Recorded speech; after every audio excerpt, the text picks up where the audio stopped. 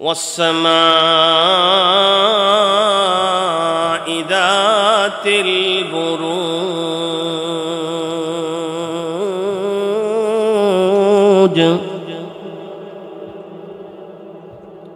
واليوم الموعود وشاهد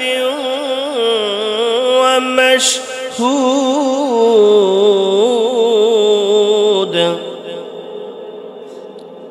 قتل أصحاب الأخدود النار ذات الوقود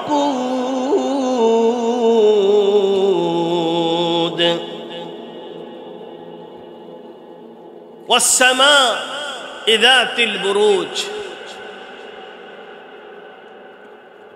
আল্লাহ পাক আসমানের কসম খাইতেছেন। কোন আসমান? যে আসমানের মাঝে আল্লাহ পাক তারকা দিয়ে সাজিয়ে রেখেছেন। তারকা বিশিষ্ট ওই আসমানের কসম আমার আল্লাহ কসম খাচ্ছেন। যদিও লম্বা তাফসীরের প্রয়োজন, আমি লম্বা করব না, খুব সংক্ষেপ করে আমি আমার মূল আলোচনার দিকে চলে যাব। ওই তারকা বিশিষ্ট আসমানের কসম আমার আল্লাহ পাক কসম খাচ্ছেন। আল্লাহর কসম খাওয়ার কোনো প্রয়োজন ছিল না। আরে কসম কখন খায়? যখন আমি ছোট্টবেলায় মায়ের আঁচল থেকে মা শাড়ির কোনার মধ্যে 10 টাকা 20 টাকা 30 টাকা এরকম ঢুকাইয়া, মাদের একটা অভ্যাস হলো এরকম, ঠিক কিনা বলেন? কথা কয় না, ঠিক না বেঠে? ছোটবেলায় মায়ের আঁচল থেকে মা কাজ করতেছিল, পিছন থেকে মায়ের শাড়ির আঁচলটা খুলে 10 টাকা 20 টাকা 30 টাকা চুরি করে দোকানে গিয়ে বুটকুনি চানাচুর আমরা খাইতাম। কথা বলেন, ঠিক না বেঠে? যখন বিকাল বেলায় ঘরে আসতাম, মা লাঠি নিয়ে বসে থাকতো, এই কুদ্দুস, আমার কাপড়ের আঁচল থেকে টাকা নিছে কে? মা আল্লাহর কসম করে কইছে আমি নেই নিছি তো আমি।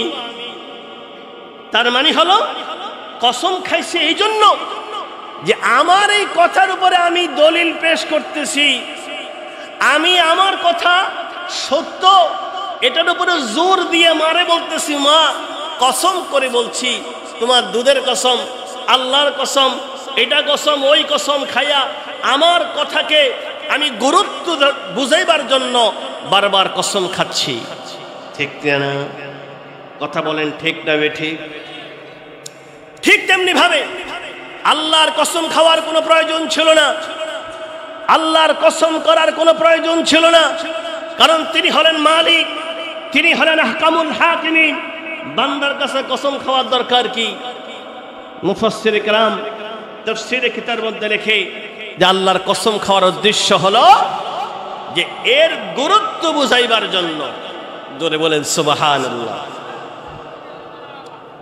এই জন্য আমার আল্লাহ বলেন ওয়াস-সামাই যাতিল বুরুজ,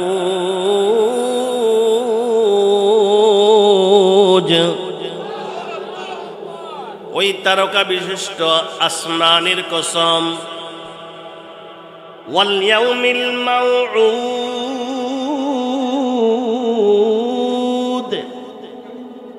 কিয়ামত দিবসের কসম,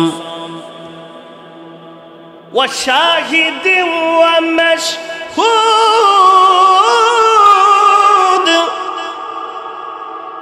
শাহিদ জুমার দিনের কসম, যেই জুমা মুসলমানের জন্য আল্লাহ পাক ওয়াজিব করে দিয়েছেন, ফরজ করে দিয়েছেন, এই জুমার দিনের কসম আল্লাহ পাক করতেছেন। ওয়া শাহিদ ওয়া মাশহুদ, ওই আরাফার দিবসের কসম, জিলহজের 9 তারিখ সমস্ত হাজিরা আরাফার ময়দানে অবস্থান করে আল্লাহর কাছে লব্বাইক আল্লাহুম্মা লব্বাইক, লব্বাইক লা শারীকা লাক লব্বাইক, ইন্নাল হামদা ওয়ান নি'মাতা লাক ওয়াল মুলক লা শারীকা লাক। আরাফার ময়দানে হাজিরা তো কান্দে, এত কান্নাকাটি আরম্ভ করে দেয়, মালিকের দরবারে, আমার আল্লাহ পাকের দরবারে হাজিরা দেয়। ওয়া শাহিদিন ওয়া মাশহুদ, এই মাশহুদ বলে আমার আল্লাহ আরাফার দিনের কসম খাইলেন। ধরে কোন সুবহানাল্লাহ।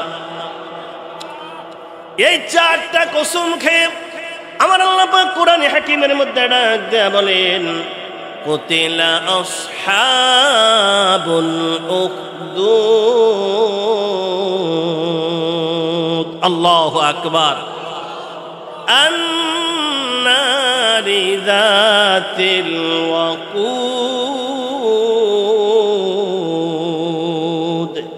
ওই গর্তের বাসী, গর্তবাসী যারা গর্তের চারপাশে বসে আছে, এদেরকে আমি আল্লাহ হত্যা করেছি, এদেরকে ধ্বংস করে দিয়েছি। ইদহুম আলাইহা কুউদ ওয়া হুম আলা মা ইয়াফআলুনা বিল মুমিনিনা শুহুদ। তারপরে আমার আল্লাহ বলছেন, ওয়া মা নাকামু মিনহুম ইল্লা আন ইউমিনু বিল্লাহিল আজিজিল হামিদ।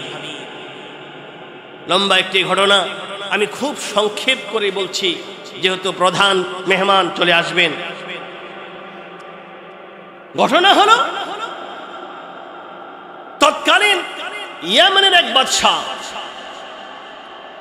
মুসলিম শরীফে লম্বা একটি হাদিস, এই হাদিস খানার বাংলা তরজমা আপনাদেরকে শুনে আমি আমার আলোচনা শেষ করব।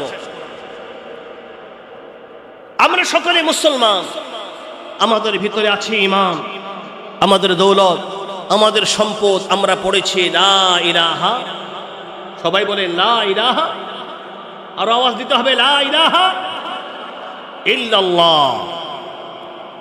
এই সম্পদ হলো আমাদের, যে আল্লাহ ছাড়া কোনো মাবুদ নাই। ইয়েমেনের এক বাদশা, সে নিজেকে খোদা দাবি করেছে, আনা রাব্বুকুমুল আ'লা। ফেরাউন যেমনি ভাবে বলেছে, নমরুদ যেমনি ভাবে বলেছে, ওই সেই ইয়েমেনের বাদশাও বলছে আমি বড় খোদা। তার অনুসারী যারা আছে তাদেরকে বলেছে, তোমরা আসো আমার কাছে মাথা নত করো, আমাকে বিশ্বাস করো, আমি হইলাম তোমাদের মাবুদ, আমি হইলাম তোমাদের মালিক, আমি তোমাদেরকে খাওয়াই, আমি তোমাদেরকে জীবন দেই, আবার আমি তোমাদেরকে মরণ দেই। জোরে কোন নাউজুবিল্লাহ। হায়াত মৌতের মালিক কে? জোরে বলেন কে? এত আস্তে বললে হবে না। কে? খেতে ফসল দেয় কে? গাছে ফুল ফল দেয় কে? জমিন থেকে গাছ উৎপাদন করে কে? ঘাস উৎপাদন করে কে? সব কিছুর মালিক কে? হায়াতের মালিক কে? মৌতের মালিক কে? হায়াত মৌত রিজক দৌলত সবই তোমার হাতে, তোমার কাছে বা তোমার ডাকে বাঁচি মোরে সাজি কাফনেতে।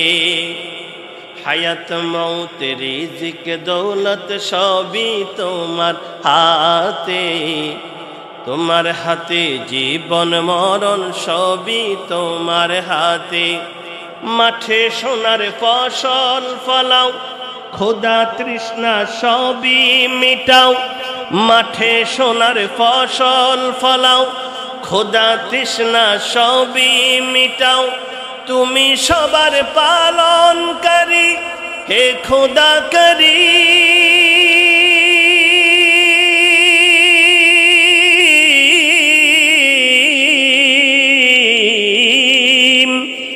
তুমি রহমানুর রহিম, তুমি রহমানুর রহিম।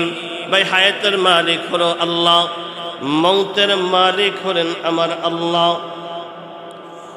ওই বাদশা, ইয়েমেনের বাদশা, নিজেকে সবচেয়ে বড় খোদা বলে দাবি করলো। মানুষদেরকে তার পূজা করার জন্য বলেছে, মানুষদেরকে বলেছে আমি হইলাম তোমাদের খোদা। ওই বাদশার দরবারে একজন গণক ছিল, জাদুকর ছিল। মুসলমান ভাইরা রে আমার, ওই জাদুকর যখন বাদশা কোনো কামে যাইত, বাদশা যখন কোনো কাজের মধ্যে হাত দিত, ওই জাদুকরকে ডাক দিত, ওই গণককে ডাক দেওয়া হতো। গণককে বলতো, আমি আজকে এই দিকে সফর করব, দেখো তো এই দিকে সফরটা কল্যাণ না অকল্যাণ, আমি আজকে অমুক রাজ্যে যাব, ওখানে কোনো আমার বিপদ হবে কিনা, আমার কোনো সমস্যা হবে কিনা। গণক তার গণনার মাধ্যমে, জাদুকরের মাধ্যমে গণক তাকে বিভিন্ন পরামর্শ দিত। একদিন গণক বৃদ্ধ হয়ে গেছে, খুব মৌত তার কাছাকাছি। এক পর্যায়ে জাদুকর বাদশাহ নামদারকে ডাক দিল, বাদশাহ নামদার, আমি বড় বৃদ্ধ হয়ে গেছি, আমি যে কোনো মুহূর্তে আমার ইন্তেকাল হতে পারে, আমার মৌত হতে পারে, অতএব তুমি একজন যুবক যার ব্রেন ভালো, তীক্ষ্ণ বুদ্ধি, খুব সাহসী, এমন একজন যুবক তুমি আমাকে দাও, যাকে আমি আমার জাদুবিদ্যা তাকে শিখিয়ে দেব। আমার মরণের পরে তুমি ওই যুবকের কাছ থেকে সমস্ত তা তোমার গণনা, তোমার জাদু, যা কিছু প্রয়োজন ওই যুবক থেকে তুমি আদায় করবে। এলাকায় তালাশ আরম্ভ করে দিল। এক পর্যায়ে সকল মানুষে ভোট দিল, অমুক এলাকায় অমুক বাড়িতে একজন যুবক আছে, ওই যুবক খুব জ্ঞানী, ওই যুবক খুব তীক্ষ্ণ বুদ্ধি, ওই যুবকের সাহস, তার বুদ্ধি, তার সাহস, তার জ্ঞানের কাছে আমরা সকলেই ফেল, অতএব আমরা ভোট দিলাম ওই যুবকেই তোমার এই গণনার জন্য, এই গণকের জন্য, এই জাদু বিদ্যা শিখার জন্য সেই হলো একমাত্র উপযুক্ত। বাদশাহ ঘোষণা করলো, যুবককে গ্রেফতার করে আনা হলো। যুবককে যখন আনা হলো, যুবককে বলা হলো, যুবক তোমাকে জাদু বিদ্যা দেওয়া শেখানো হবে, তোমাকে এরকম ভাবে এই বিদ্যায় তোমাকে শিক্ষা দেওয়া হবে, তুমি হবে এ রাজ্যের একজন কর্মচারী, রাজ্যের একজন সম্মানিত ব্যক্তি, তোমাকে মাসে মাসে বেতন দেওয়া হবে, অর্থ দেওয়া হবে, তোমার নিরাপত্তা দেওয়া হবে, তোমার যাহা কিছু প্রয়োজন তোমাকে তাই দেওয়া হবে। যুবক রাজি হয়ে গেল। যুবক এবার প্রতিদিন গণকের কাছে যায়, প্রতিদিন জাদুকরের কাছে যায়। জাদুকরের কাছে গিয়ে যুবক জাদু বিদ্যা শিখে, আবার সাথে সাথে গিয়ে বাদশাহ নামদারের কাছে যায়, মহারাজার কাছে যায়, আবার যুবক বাড়িতে চলে যায়। প্রতিদিন তার আশা হলো, যাওয়া হলো সেই জাদুকরের কাছে। একটা নয়, দুইটা নয়, সে বহু জাদু বিদ্যা অর্জন করে ফেলেছে। কিন্তু মুসলমান ভাইরা রে আমার, সে যখন ওই জাদু বিদ্যা শিখার জন্য যেত, পথের মধ্যে একটা ঝুপটি ঘর, ওই ঘরের মধ্যে একজন আল্লাহওয়ালা, একজন রাহেব, একজন আল্লাহওয়ালা বসে বসে কিছু মানুষকে নসিহত করতেন। কেন যেন আওয়াজ শোনা যায়, যুবক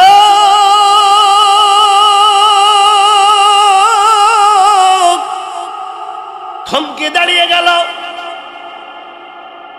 কে গো ঝুপটির ভিতরে কথা বলে?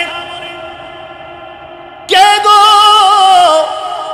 এত সুন্দর সুন্দর কথা বলে?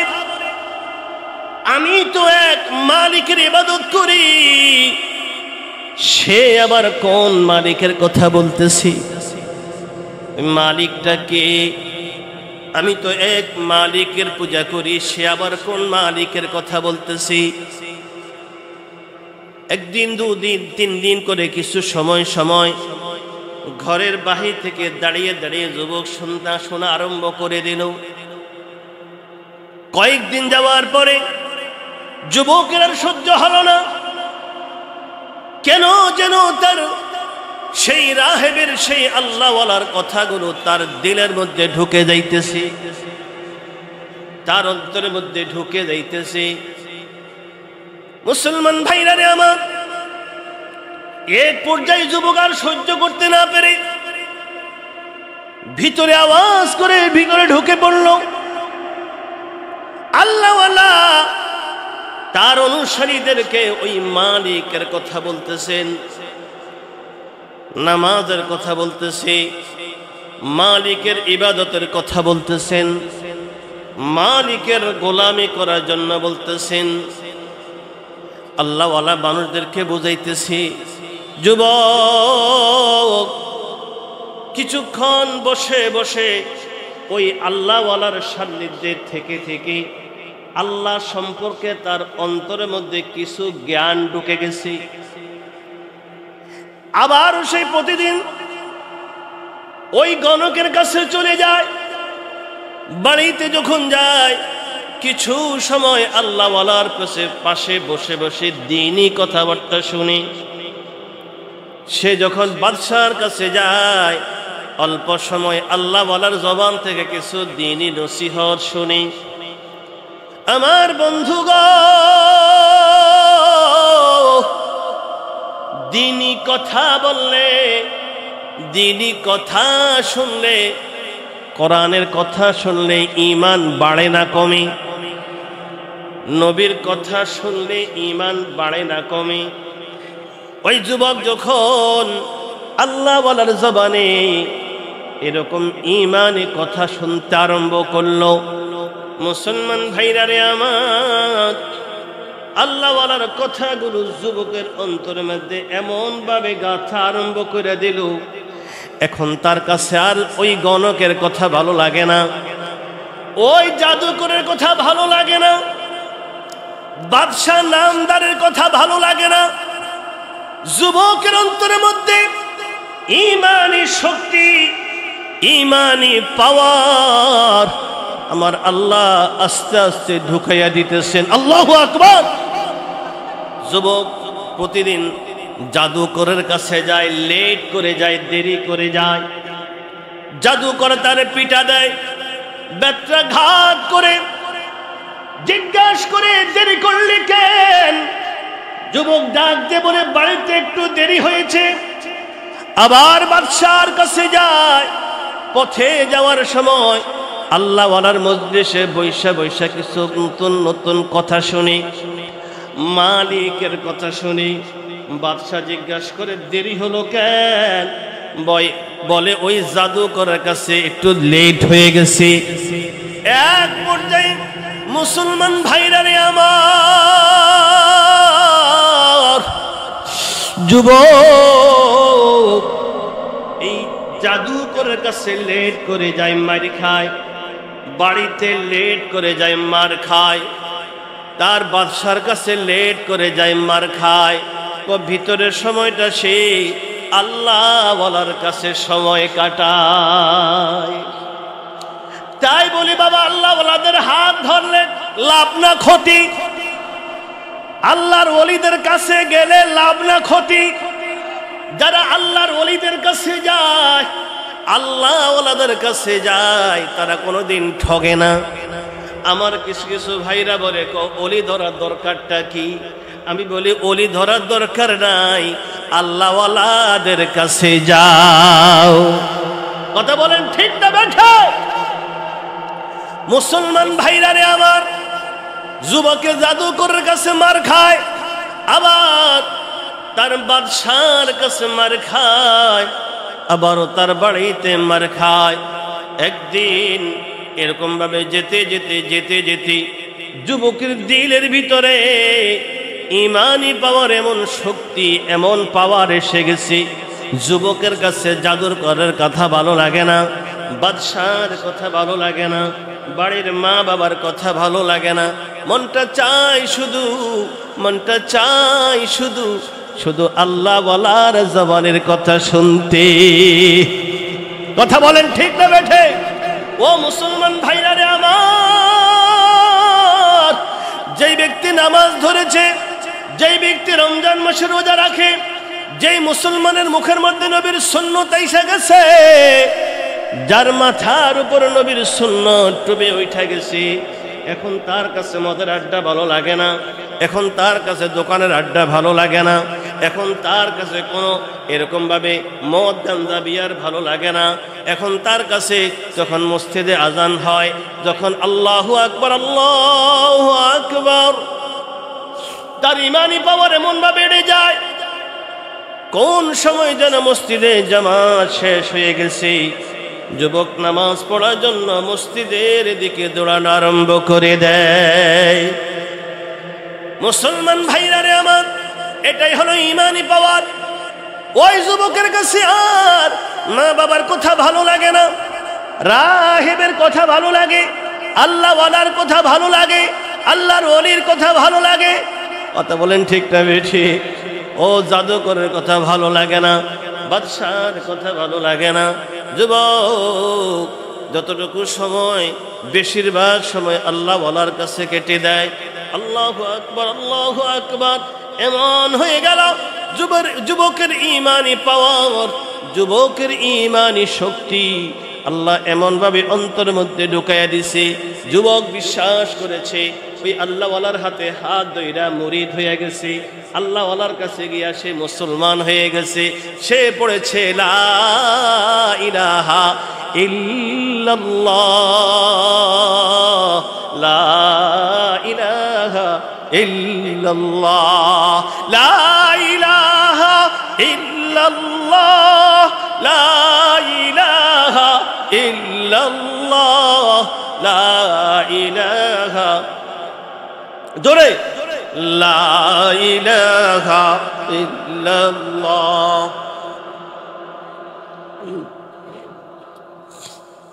লা ইলাহা। এই জীবনে তোমার মতো আপনার কেউ নাই, এখানে ওখানে সবখানে শুধু তোমাকে খুঁজে বেড়াই। এই জীবনে তোমার মতো আপনার কেউ নাই, এখানে ওখানে সবখানে শুধু তোমাকে খুঁজে বেড়াই। তোমার জিকির মন হইতো লা ইলাহা ইল্লাল্লাহ, লা ইলাহা, বলো লা ইলাহা। কোনো মাবুদ নেই তুমি ছাড়া, কোনো মালিক নেই তুমি ছাড়া, কোনো মাশুক নেই তুমি ছাড়া, কোনো ইলাহা নেই তুমি ছাড়া, লা ইলাহা, জোরে লা ইলাহা। যুবক মুসলমান হয়ে যায়। আমার বন্ধুগণ, মুসলমান হওয়ার পরে যুবকের ইমানি পরীক্ষা আরম্ভ হয়ে যায়। যার ইমান যত বড় তার নামাজ তত বড়, যার ইমান যত বড় তার রমজানের রোজাও তত বড়, যার ইমান যত বড় তার দান খয়রাতও তত বড়, যার ইমান যত বড় তার ইবাদত তত বড়, যার ইমান যত বড় তার তাকওয়াও তত বড়, যার ইমান যত বড় আল্লাহ।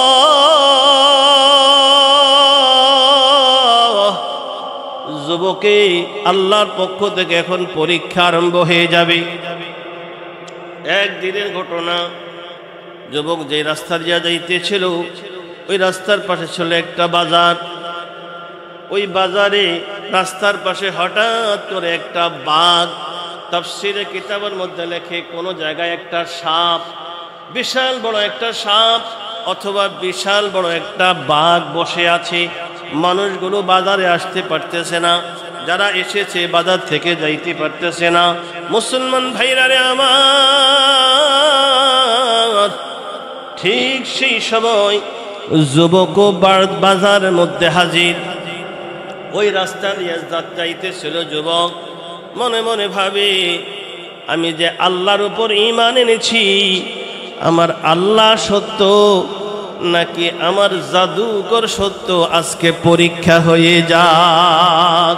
বলেন আল্লাহু আকবার, আরো জোরে বলেন আল্লাহু আকবার। মুসলমান ভাইরা রে, আবার লম্বা ঘটনা আমি সংক্ষেপ করতেছি। যুবক ঈমানি পরীক্ষা আরম্ভ হয়ে গেল। হাতের মধ্যে ছোট্ট একটা পাথরের কঙ্কর হাতে নিল, আসমানের দিকে মাথা তুলে তাকালো, মালিককে ডাক দিয়ে বলে, মালিক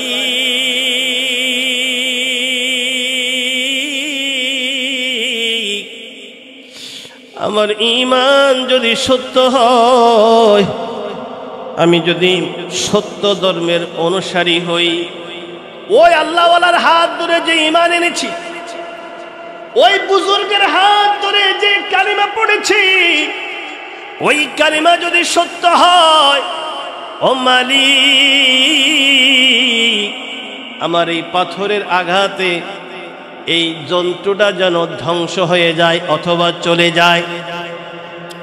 বিসমিল্লাহির রহমানির রহিম ওই আল্লাহর নামে শুরু করে পাথরটা নিক্ষেপ করলো। বাপ এই ছোট্ট পাথরটা ওই বাঘ অথবা সাপের গায়ে পড়লো।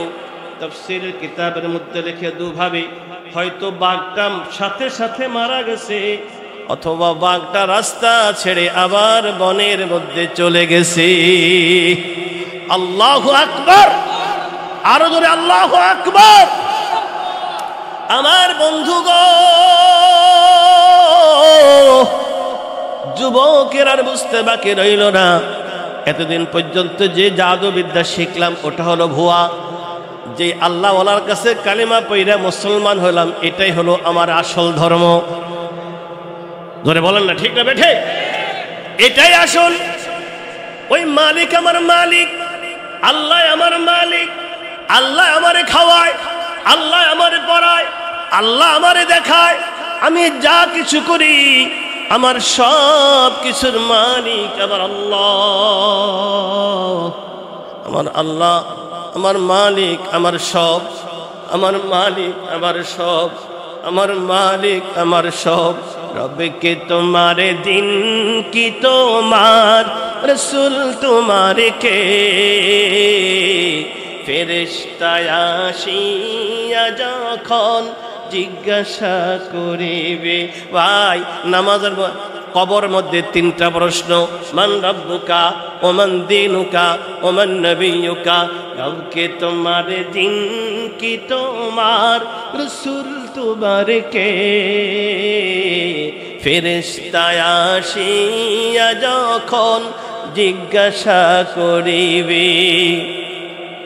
প্রস্তুতি নাও সেই জবাবের লাগি, রোজা রাখো জীবন গড়ো ইসলামের পরে থাকি। যেদিন তোমার রাসূল বিনে, যেদিন তোমার রাসূল বিনে, সেদিন তোমার নবী বিনে বন্ধু না থাকিবি। ঠিক না ঠিক? বাপ যুবকের অন্তর মধ্যে ইমানি পাওয়ার ঢুকে গেল, যুবকের অন্তর মধ্যে ইমানি শক্তি ঢুকে গেল। ওই বাঘ যখন মৃত্যুবরণ করলো, তার ইমানটা আরো বৃদ্ধি হয়ে গেল।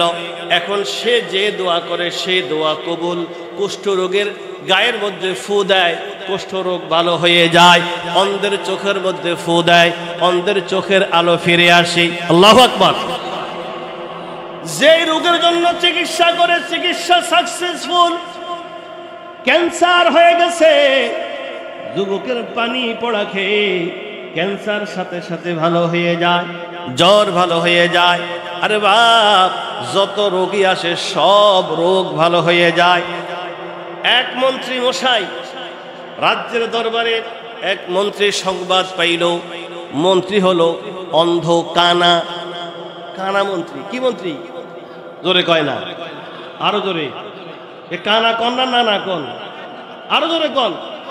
কানা মন্ত্রী সংবাদ পাইল যে অমুক এলাকায় এক যুবকের ফু দিয়ে আপনি ভালো হইয়া যাইবেন। মন্ত্রী কয় যে আমি তো কানা হয়ে গেলাম, আমি অন্ধ হয়ে গেলাম, তোরা তাড়াতাড়ি নে আমার সেই যুবকের কাছে নিয়ে যা। আমি সেই যুবকের কাছে যাইতে চাই, আমার চোখ আমি ভালো করতে চাই। বিনিময়ে কি দিবেন? বিনিময়ে আমার যত সম্পদ আছে সব সম্পদ আমি ওই যুবককে দিয়া দিব। কানা মন্ত্রী অন্ধ মন্ত্রী যুবকের কাছে হাজির। বাপ লম্বা ঘটনা। মন্ত্রী আইসা বলে, যুবক সম্পদের বিনিময়ে আমি আমার চক্ষুদয় চাই। আপনার সম্পদের কোনো প্রয়োজন নাই। কি তোমার প্রয়োজন? অন্ধ ভালো করতে আমি পারি না, আমি শুনছি তুমি নাকি ভালো করতে পারো। যুবক কয় না না, আমি ভালো তো করতে পারি না, ভালো করার মালিক হলেন আমার আল্লাহ। জোরে জোরে আল্লাহু আকবার। ভালো করার মালিক কে? আরো জোরে বলেন মালিক কে? যুবক ডাক দিয়ে বলে ভালো করার মালিক হলো আমার আল্লাহ। ওই আল্লাহর কাছে মাথা নত করো, আল্লাহর কাছে সাহায্য চাও। তুমি যদি তোমার ঈমানটা আল্লাহর প্রতি আনতে পারো, তুমি যদি বিশ্বাস করো লা ইলাহা, জোরে জোরে জোরে, লা ইলাহা ইল্লাল্লাহ, লা ইলাহা ইল্লাল্লাহ। আরে এত পাওয়ার, লা ইলাহা ইল্লাল্লাহ, এত পাওয়ার। ও মুসলমান, তুমি তো বুঝো না লা ইলাহা ইল্লাল্লাহর পাওয়ার কত। যুবক কানা মন্ত্রীকে বলতেছে, ও কানা মন্ত্রী, তুমি যদি ঈমান পরিবর্তন করো, ওই আমার আল্লাহকে আল্লাহ বলে বিশ্বাস করো। না না, আমি চক্ষু ভালো করতে পারি না, আমি কুষ্ঠ রোগীকে ভালো করতে পারি না, আমার আল্লাহ পারে। তুমি আল্লাহর কাছে ক্ষমা চাও, আল্লাহর কাছে ফরিয়াদ করো। তুমি যদি ঈমান পরিবর্তন করো গো, আমার আল্লাহ তোমার চোখ ভালো করে দিবেন। জোরে বলেন সুবহানাল্লাহ। কানামন্ত্রী কয়, আমার চোখের আলোর জন্য যা কিছু বলো সবই করতে রাজি। কতলি পড়ো লা ইলাহা ইল্লাল্লাহ, লা ইলাহা ইল্লাল্লাহ। কানামন্ত্রী যখন ঈমান পরিবর্তন করলো, যুবক আল্লাহর নাম ধরা বিসমিল্লাহির রহমানির রহিম বইলা চোখের মধ্যে ফু দিল, সাথে সাথে কানামন্ত্রীর চোখ ভালো হইয়া গেছে। আরো ধরবেন আল্লাহু আকবার। এবার কানামন্ত্রী, পরের দিন মন্ত্রী সবাই হাজির। প্রধানমন্ত্রী রাজা মশাই কয়, কিরে কানাডা কই? লাব্বাইক। বাদশাহ নাম তার লাব্বাইক। কিরে তুই না, তোর তো চোখ ভালো হয়ে গেছে, এই তো চোখ ভালো করছে কেন? চোখ ভালো করছে আমার মালিক। বাদশাহ মনে করছে আমি, মালিক তো সেই। বাদশাহ মনে করছে আমি। না না, আপনি না, আরেকজন মালিক। আরেকজন মালিক কে? কাহা আমার মালিক আছে, আমার পরেও আরেকজন আছে। কাহা? সে কি? সে হলেন আল্লাহ। জোরে এখন আল্লাহু আকবার। বাদশাহ দেরি করলো না, বললো কি রে খবর? তোর এই খবর জানাইলো কে? এগুলো কে? আমার তো এই কথা, আমার এই কথা, এই দাওয়াত দিয়েছেন ওই যুবক। যুবককে গ্রেফতার করা হলো। কিরে তুই কারে করছ? এর ভালো করছ কেমনে? আমি ভালো করে নাই, ভালো করছে আল্লাহ আমার মালিক। আমি মালিক তো আমি, না তুই না, আরেকজন আছে। আল্লাহু আকবার। বাদশা কই সে কে? যুবককে ডাক দিল, যুবক তোরে না পাঠাইছিলাম জাদুকরের কাছে? হা হা, জাদুকরের বিদ্যা মিথ্যা মিথ্যা মিথ্যা। আমি পথের মধ্যে এক আল্লাহওয়ালার সংবাদ পাইছি।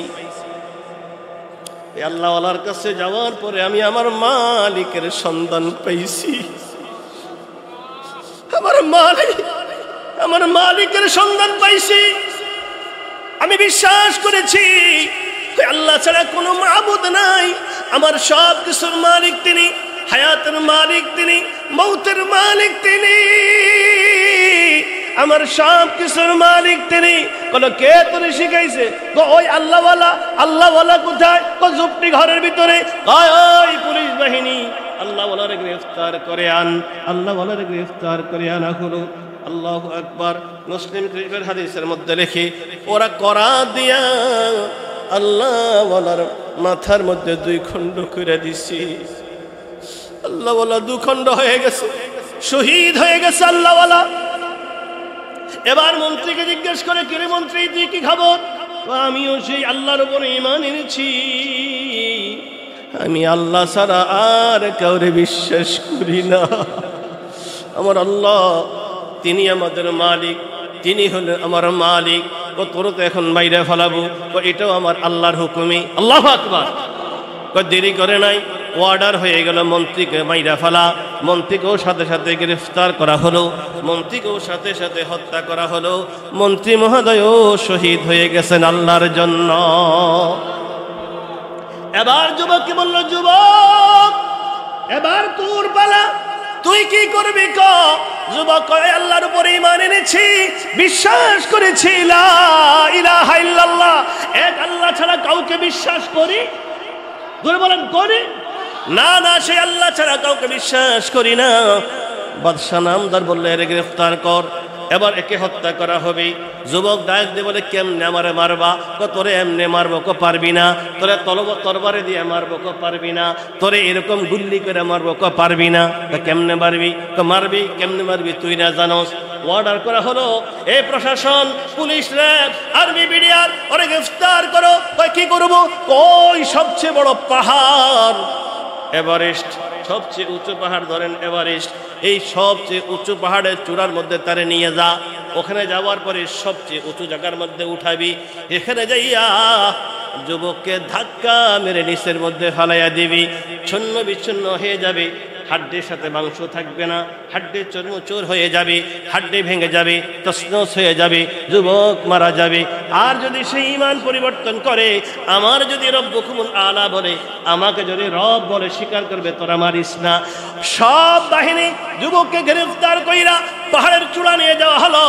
যুবককে বলল, যুবক তুই ঈমান পরিবর্তন করবে কিনা? না না না, আমার আল্লাহ তোদের ব্যাপারে ফয়সালা করবে। যুবক দুহাত তুলে আল্লাহর কাছে মুনাজাত করতেছে, ও মালিক,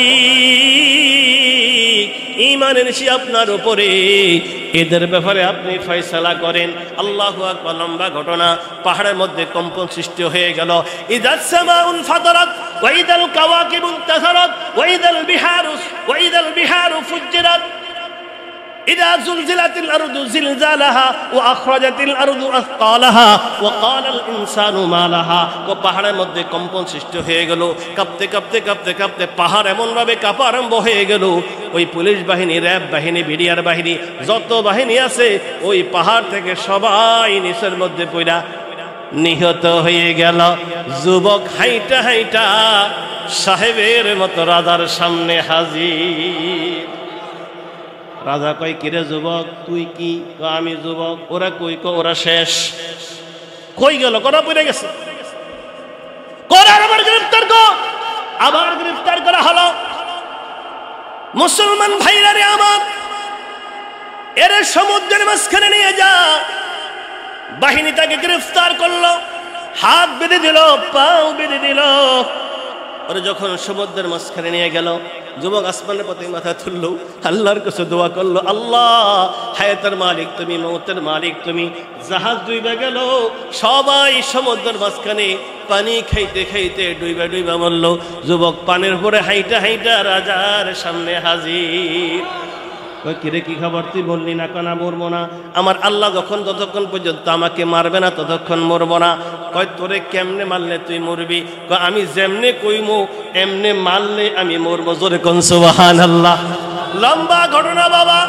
যুবক বাদশাকে বলে, ও বাদশা, একটা ময়দানের মধ্যে হাজার হাজার মানুষকে জমা করেন। ঠিক আছে, জমা করব। সবাইকে জমা করার পরে সকলের সামনে আপনি একটা তীর হাতে লইবেন। তীর হাতে লইয়া আমি যেই কথা বলবো সেই কথা বলে তীরটা আমার দিকে মারবেন। হাজার হাজার মানুষকে একত্রিত করা হলো। সমস্ত ময়দানের মধ্যে সবাই হাজির। বাদশা নামদার একটা তীর হাতে লইল। যুবককে বলে, যুবক কি বলতে হবে? যুবক কয়, তীর মারার আগে বলবেন বিসমিল্লাহি রব্বিল গোলাম। আল্লাহু আকবার।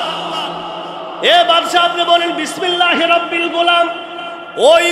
ওই গোলামের রবের নামে শুরু করলাম। আল্লাহু আকবার। না না না, আমি এটা বলতে পারবো না, আমি তো রব। না না, তুমি রব না, উনি হলেন রব। এক পর্যায়ে লম্বা ঘটনা। বাদশাহ কি করলো? এই হাজার হাজার মানুষের সামনে এই তীরটা নিক্ষেপ করলো, বলল বিসমিল্লাহি রব্বিল গোলাম। এই গোলামের রবের নামে আমি শুরু করলাম। বাপ তীরটা তাফসীরে কিতাবের মধ্যে লেখে, এই তীরটা গোলামের যুবকের এই কানের পাশ দিয়া যায়, শুধুমাত্র কানের পাশ দিয়ে অল্প একটু তীরের আঘাত কইরা যায়। বাবা এটা আঘাত না, আল্লাহ তারে এমনি নিয়ে যাবে, সাথে সাথে যুবকের ওই জায়গার মধ্যে শহীদ হয়ে যায়। এভাবে অবস্থা দেখা ময়দানে যত মানুষ ছিল সবাই কালেমা পড়া মুসলমান হয়ে গেছে। জোরে বলে আল্লাহু আকবার। হায়রে কি করলাম, এক মুসলমান রে বেঈমান বানাইতে গিয়া দেখি হাজার হাজার মুসলমান হয়ে গেছে। সবাইকে ডাক দিয়ে বলে, ওই তোরা যে মুসলমান হয়ে গেছ সবাই, তোদের সবাইকে হত্যা করা হবে। তো আমরা যে আল্লাহর উপর বিশ্বাস করেছি, ওই যুবকের মালিকের উপর বিশ্বাস করেছি, আমরা আর ঈমান পরিবর্তন করব না। বাদশা অর্ডার করলো, ও রে পুলিশ বাহিনী, তোরা বড় একটা গর্ত কর। তো লম্বা একটা বড় একটা গর্ত করা হলো, ওই গর্তের মধ্যে তোরা আগুন জ্বালা। গর্তের ভিতরে আগুন জ্বালাইয়া দে, ভিতরে লাকড়ি দেওয়া হলো, ধাউ ধাউ করে আগুন জ্বলা হলো। এদেরকে গ্রেফতার করা হলো। গ্রেফতারের করবো এক পর্যায়ে একজন একজন করে ধরে বলে ঈমান পরিবর্তন করবে কিনা, কয় না, সাথে সাথে আগুনের মধ্যে নিক্ষেপ করে দেয়। আরেকটা ধরে কয় ঈমান পরিবর্তন করবে কিনা, কয় না, আবার সেই গর্তের মধ্যে নিক্ষেপ করে। আরেকজনকে ধরে কয় ঈমান পরিবর্তন করবে কিনা, কয় না না না না, গর্তের আগুনের মধ্যে নিক্ষেপ করা হয়, সাথে সাথে শহীদ হয়ে যায়। এমনি ভাবে দিতে দিতে দিতে দিতে দিতে দিতে আল্লাহ আল্লাহ আল্লাহ,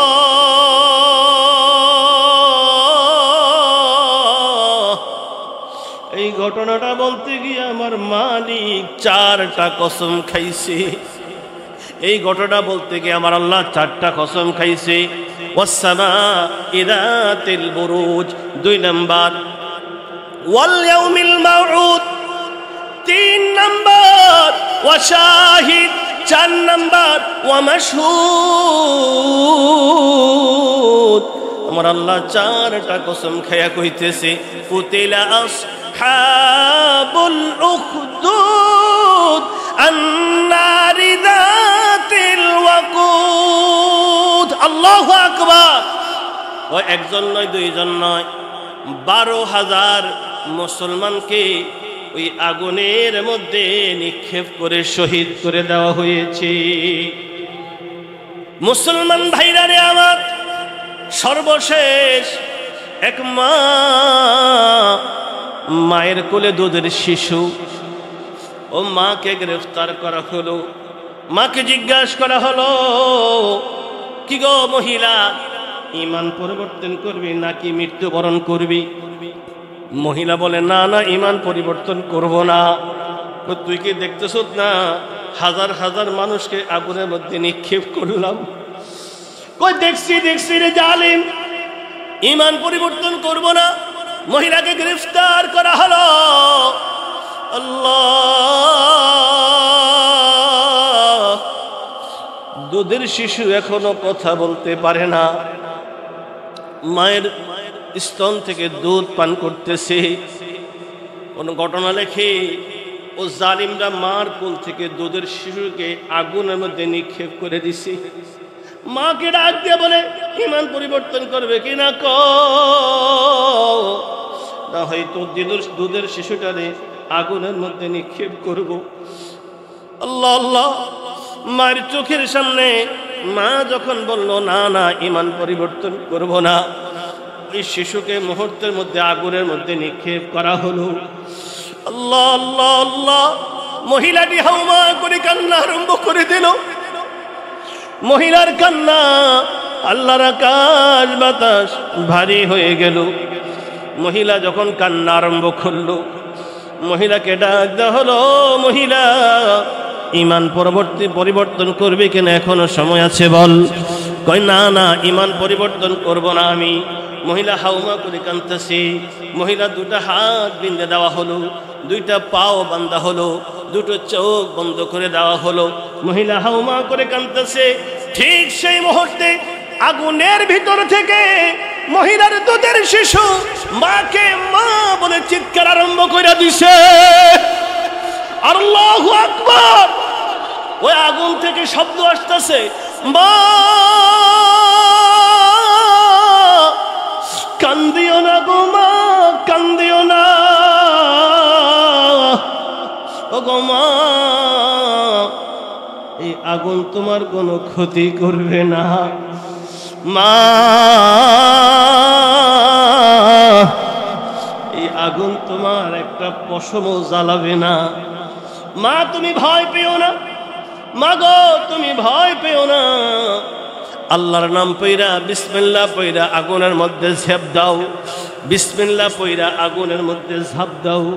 মুসলমান ভাইরা রে আমার, আর দেরি করে নাই, মহিলা বিসমিল্লাহ পইরা আগুনের মধ্যে ঝাঁপ দিয়ে দেয়। আল্লাহু আকবার।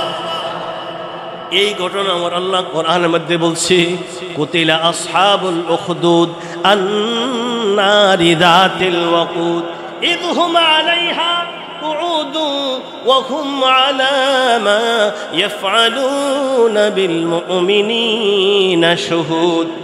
কত অপরাধ কি ছিল? আগুনের মধ্যে একটা একটা কইরা 12,000 মানুষকে কেন নিক্ষেপ করা হলো? একটাই অপরাধ, ইদহুম আলাইহা কুউদুন ওয়া হুম আলা মা ইয়াফআলুনা বিল মুমিনিনা শুহুদ ওয়া মা নাকমু মিনহুম ইল্লা আন ইউমিনু বিল্লাহিল আজিজিল হামিদ। তাদের একটাই অপরাধ ছিল, তারা বিশ্বাস করছে কারে? জোরে বলেন কারে? আরো জোরে বলেন কারে? বিশ্বাস করছে ওই আল্লাহকে। আল্লাহ ছাড়া কোনো মাবুদ নাই, আল্লাহ ছাড়া কোনো ইলাহ নাই, আল্লাহ ছাড়া কোনো মালিক নাই। এই আল্লাহর উপরে ঈমান আনাই শুনো তাদের অপরাধ। মুসলমান ভাইরা রে আমার, ওই শাপলা চত্বরে আমার ছাত্র ভাইরা জান দিয়েছে, অপরাধ ছিল একটাই, সে আল্লাহর উপরে ঈমান। ওই যে ময়দানে আমার মুসলমান ভাইরা রক্ত দিয়েছে, একটাই ছিল বিশ্বাস, লা ইলাহা ইল্লাল্লাহ, লা ইলাহা ইল্লাল্লাহ। ওই শাপলা চত্বরে জান দিয়েছেন, প্রাণ দিয়েছেন আমার যুবক ভাইয়েরা, একটাই অপরাধ, তারা পড়েছে লা ইলাহা ইল্লাল্লাহ, লা ইলাহা ইল্লাল্লাহ, লা ইলাহা ইল্লাল্লাহ। আল্লাহর জমিনে আল্লাহর দ্বীন কায়েম হবে, আল্লাহর জমিনে কোরআনী শাসন কায়েম হবে, আল্লাহর এই জমিনে নবীর সুন্নতের রাজত্ব হবে, আল্লাহর এই জমিনে নবীর ভালোবাসা ঈমানি জজবা তৈরি হবে। একটাই অপরাধ ছিল, তারা বলেছে লা ইলাহা ইল্লাল্লাহ, লা ইলাহা ইল্লাল্লাহ, লা ইলাহা ইল্লাল্লাহ। আল্লাহ ছাড়া কোনো মাবুদ নাই, আল্লাহ ছাড়া কোনো মাবুদ নাই। কথা বলেন ঠিক কিনা? তাহলে বিশ্বাস করব কারে? জোরে বলেন কারে? এবার ওয়াদা করেন জীবনে নামাজ ছাড়বো না।